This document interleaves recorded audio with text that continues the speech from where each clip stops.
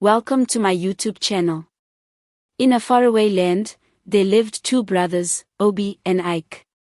Just like their names, Obi was known for his good heart, and Ike for his strength.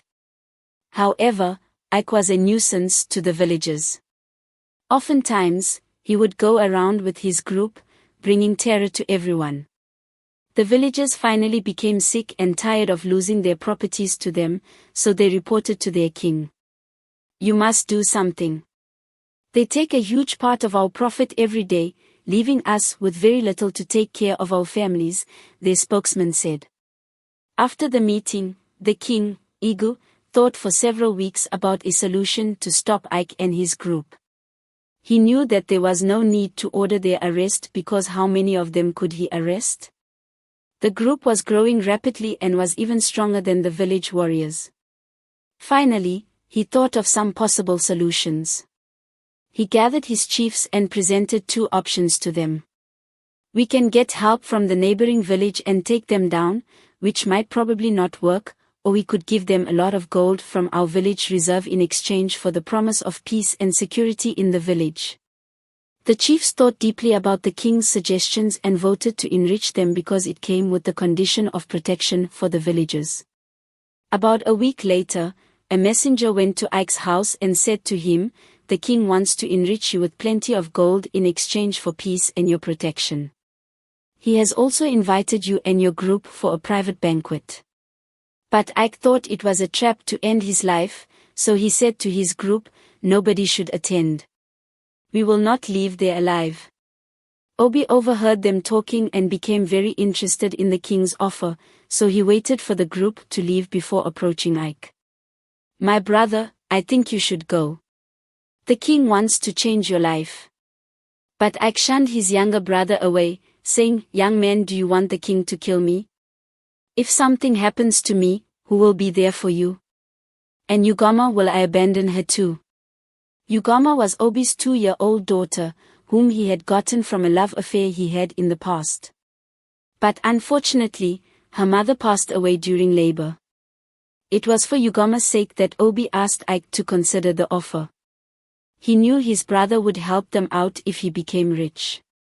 Obi wanted his baby girl to have the best life.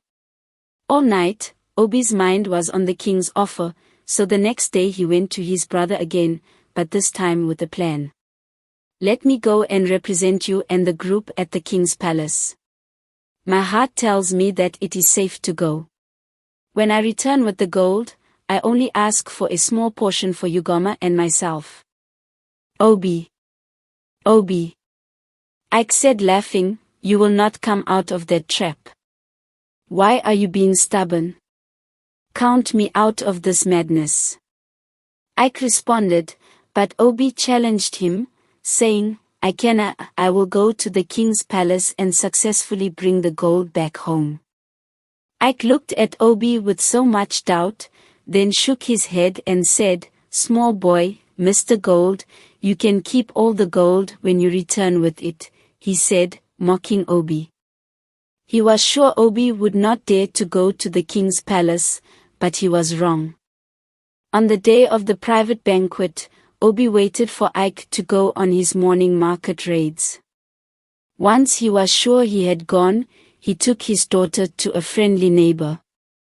But before he left, he hugged her tightly, assuring her that he would be back. After a long walk, Obi arrived at the king's gate and immediately shouted at the top of his voice, "I am safe. Do not fire." He wanted everyone at the palace to believe he did not come alone. The guard at the gate immediately announced his arrival, and the king asked them to usher him in. "Where is Ike? Where are his boys?" the king asked in worry. But Obi laughed and said, "They can see you, but you cannot see them. As some of you might already know, my name is Obi, Ike's only brother. He has sent me here to represent the group, and I can assure you that if you try to hurt me, the village will suffer for it. And to ensure my safety, I must go out every 10 minutes to shout, 'I am safe. Do not fire.' The king and chiefs began panicking. They assured him that they had not called for trouble. Immediately, the king waved his hands at the guards, and instantly they brought the gold out of the storeroom.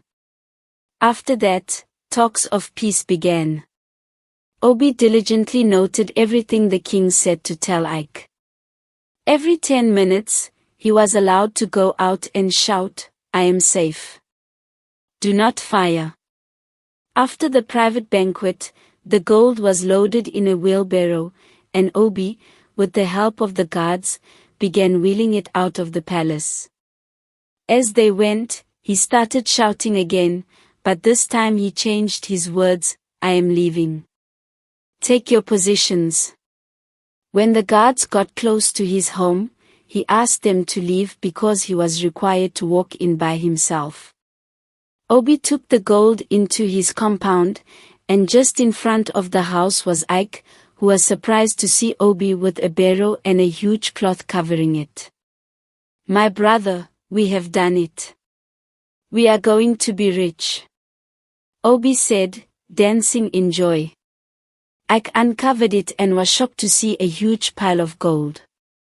Obi handed all the gold to Ike and explained all the king required of him. Then he added, "I'm not interested in keeping all the gold like you asked me to. Please give me a portion so I can give Ugoma a better life." But Ike knew that he could not give Obi a small portion. It had to be a significant amount of the gold considering he took the risk of going to the king's palace, and that made him angry. So he asked his brother to wait for him to take stock of the gold so he could properly share the gold among themselves and every member of the team. Obi innocently agreed, but the next day Ike went to meet his best friend Ibub, who was the second in command in the group, and told him all Obi had done. Ibub rejoiced and said to Ike, "Who would have thought that Obi would bring us riches? What a brave man." Ibub's words made Ike. He was used to Ibub singing his praises. Days passed and his resentment for his brother grew stronger. He got upset at him for no reason, but Obi was too happy to notice his brother's change in behavior. One day, Ike said to Obi, "Let's go on a walk. I want to discuss the distribution of the gold with you." Obi happily went with him, and for a long time, they kept walking. When Obi was getting tired, he said to his brother, "Where exactly are we going? You said you wanted to discuss the gold, but you have not said anything. Instead, rather we have been walking in silence." Ike looked at his brother and responded, "There is a feeling in my heart and I need to feel better." Obi was confused by what he said, but he suddenly stopped thinking about the gold. He began to think of his brother instead. Was he okay? What exactly was wrong with him? So he kept silent until they arrived at a huge waterfall. Finally, Ike stopped walking, looked at his brother, and said, "I need to feel better," he said again. Then Obi responded, "It's obvious I can help you out, my brother. I would do anything for you. What do you want?" "Jump," Ike said abruptly. "Jump into the waterfall. I don't want to see you again. My heart will feel better after that." Obi became very scared. He had never seen that look in his brother's eyes before, and instantly he knew what this was all about. Obi knelt and started begging, "I'm sorry. I asked for the gold. You can keep it all. Just let me go home to my daughter and leave. We'll leave and go far away where you'll never hear about us." But Ike was never going to allow that. He wanted Obi completely out of the picture. So he said more aggressively to Obi, "Jump. I don't want to be the one to push you in. You know you don't stand a chance against me. If you run, I will outrun you. If you fight me, I will win you, and if you scream, nobody will hear you. We're in the middle of nowhere. Obi knew Ike was right, but all he could think of was his Ugoma. He was sure he would never see her again, so he said to his brother, "Please, look after my daughter. That's all I ask," he said in tears. Slowly, he walked close to the waterfall and jumped to his death. Immediately, Ike rushed home and waited patiently for news about his brother to reach him. The next day, Ibube rushed into the compound to inform him of his brother's demise. "My leader, news about Obi just reached me from a villager," he said with so much sadness in his voice. He managed to break the news as he also prepared to console his friend. But his friend was pretending to feel remorse. Ibube knew Ike so well that he could read his emotions. So with his voice shaking, he asked, "Ike, did you kill your brother?" Ike, realizing he had been caught, answered, "He jumped. I did not push him." Ibube shook his head in pity. He knew it was Ike that led him there. It was a tactic they used to finish off people when they didn't want their blood on their hands. But regardless, he understood his leader came first. So there and then, just as Ike expected in his heart, the secret stayed between them both. 20 years passed after the incident, and a lot of changes occurred. Ike was now the richest man in the village, even richer than the king. He kept all the gold to himself, only giving a little to Ibube and his group members. Did not dare to oppose their terrible leader. Ike also did not keep to the demands of the late king and chiefs. Rather, he became more of a nuisance, spreading his terror to other villages. He formed alliances with other great kings because they would always hire him and his group for dirty deeds. Ugoma, on the other hand, grew into a wonderful woman. Although she was taken care of by her uncle who planned to honor his brother's last words, she had a hard time with the villagers. Because no matter how good she was to them, they judged her based on her uncle's reputation. Some of her friends would hide to talk to her to avoid problems with their parents. And although young bachelors were interested in her, it was difficult to convince their parents to become in-laws with the terrible Ike. However, there was a young man called Chaita, who was willing to take a chance with Ugoma. She was very excited because it meant she would go on to start her own family. One day, Chaita sent one of Ugoma's maids to call her to their favorite spot where they always hid to talk. Ugoma, in happiness, abandoned all she was doing to go and meet her love. But as she approached Chaita, she realized he was not smiling as usual. "Chaita, what happened? Is everyone okay?" she asked him, tearing up. Chaita looked at her and said, "My father said no.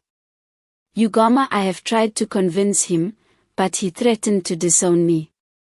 Ugoma fell to the floor and began crying. "Not again, not again," she kept mumbling to herself. She thought her relationship with Chaita would sail through, but aside from Chaita, she had been disappointed by 5 other men because of her uncle Ike. Chaita shook his head and walked away. His relationship with his father was very important to him. In tears, Ugoma walked to her only friend's house, Chiji. He was the only son of Ibube, the second in command. Chiji was the only one who could boldly visit Ugoma in her house because of the relationship his father shared with Ike. When he saw Ugoma approaching him with tears in her eyes, he knew exactly what was wrong before she spoke. He said to her after he was able to calm her down. Ugoma said to him, "Maybe I am destined to pass away without ever getting married. When you have your kids, I will take them as mine too. That way, people would not call me barren." She began to laugh to reduce her pain, and Chijioke joined in her laughter. But underneath his laughter was frustration. He had loved Ugoma for as long as he could remember, but he did not want to lose his friendship with her. So he buried his feelings. But as he sat with her that day, he began to think that she was indeed his wife. Because all her suitors had disappointed her, so for the first time, he confessed his feelings. Ugoma, I can marry you. I mean, I want to marry you. I have loved you for a long time. Ugoma was quite surprised. She never thought Chiji looked at her that way. I leave you to think about my proposal. I'll be here waiting when you decide on what to do. After his love confession, they told each other farewell, and Ugoma went home thinking of what Chiji said to her. As she cried herself to sleep, she realized that she may have to accept his proposal, not because she loved him, but because that had to be her fate. At least I will have my own family one day, and Chiji will not treat me harshly, she thought to herself. Days passed, and she told Chiji she would accept his proposal, and he was very excited. Soon, both Ike and Ibube were involved, and plans began for the bride price to be paid. 2 days before the event, Ike informed Ugoma that an important guest would be visiting. Make sure the maids understand everything they are meant to be doing today. This visitor is very good for business. Ugoma did that she was told and eventually retired to her room. But in the evening, her uncle knocked on her door, beckoning her to step out of the room. Uncle, is everything okay? She asked him. Ugoma, your marriage with Chijioke is cancelled. In 1 month, the guest that came here today will be coming to pay your bride price, Ike answered, and immediately he walked away. Ugoma was confused. Which guest was he talking about? The old man that visited them with his 15 wives? Her uncle suggested she become the 16th. She ran after him, begging for clarity, but all he could say was, I am standing as your father, and whatever I say is final. The following morning, she ran to Ibube's house to ask him to plead with his friend and Ibube's. Ibube, who was also very confused, and told her he would pay him a visit to understand the situation better. But Ibube was disappointed when he met with Ike. My brother, if your son can give me 200 bars of gold, I will give her to him as his wife. Ibube thought he was joking, so he began to laugh. Funny man. Who else but you has up to 200 bars of gold in this entire village? Even the king cannot afford it. Or do you want to marry your niece? But Ike was not joking. I'm done speaking, Ibube. Anyone interested in marrying Ugoma should be ready to produce 200 bars of gold. That is what the elder Afu is willing to pay for my Ugoma. Elder Afu was the wealthy guest from another village that came to visit Ike. On the day of his visit, he met Ugoma and fell in love with her beauty. Ibube shook his head, wondering why his friend was so wicked. He finally understood why his son was no longer eligible to marry Ugoma. Could Ike not forfeit the money, at least for his own sake? So in anger, Ibube questioned Ike. In all our years of friendship, I have stood by you, never requesting anything from you.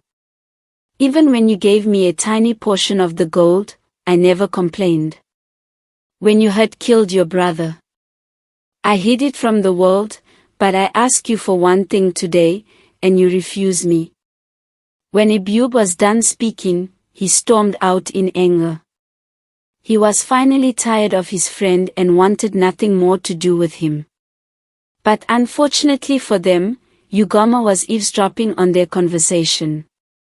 She ran to her room, trembling in fear. How could uncle do that to her father? For many years, he told her stories of her father's bravery, and she never suspected he was responsible for his death. It was common news in the village that Obi fell off the cliff. It became clear that she was just a pawn in his game, waiting to be used.